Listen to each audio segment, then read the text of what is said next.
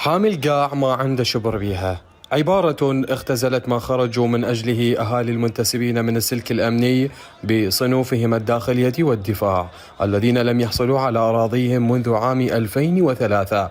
معاناة امتدت إلى أحفادهم كون آبائهم تجاوزت خدمتهم العسكرية 20 عاما لكن دون جدوى. ليش بعض الوزارات مرتين استلام مرتين مثل الصحة وما شابه ذلك استلموا مرتين. احنا ناس وزارة الدفاع ما مستلمين لحد الآن، وكل واحد عنده خدمة 20 فما فوق، وبينا جرحى وبينا مرضى وتأذينا وتعبنا.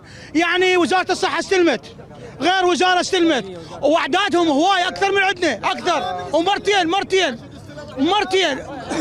مرتين استلموا. أنا وزارة الدفاع ما مستلم ولا مرة مستلم، وأنا خدمت هواي وضحيت وجاهدت ودافعت عن الوطن.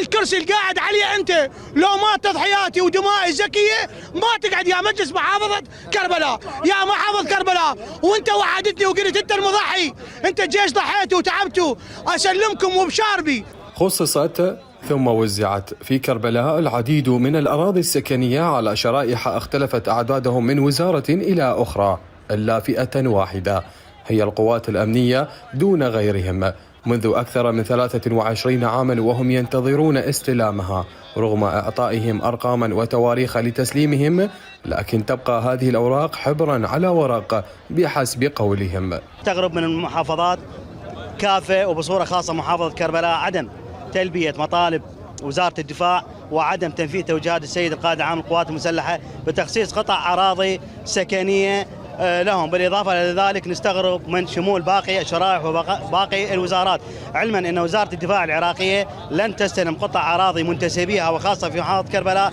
منذ 2003 لحد الآن، إلا بعض القطع الفردية التي وزعت في خط الصد أثناء جائحة كورونا وتعد بعدد الأصابع، لا أحب أن أذكر العدد.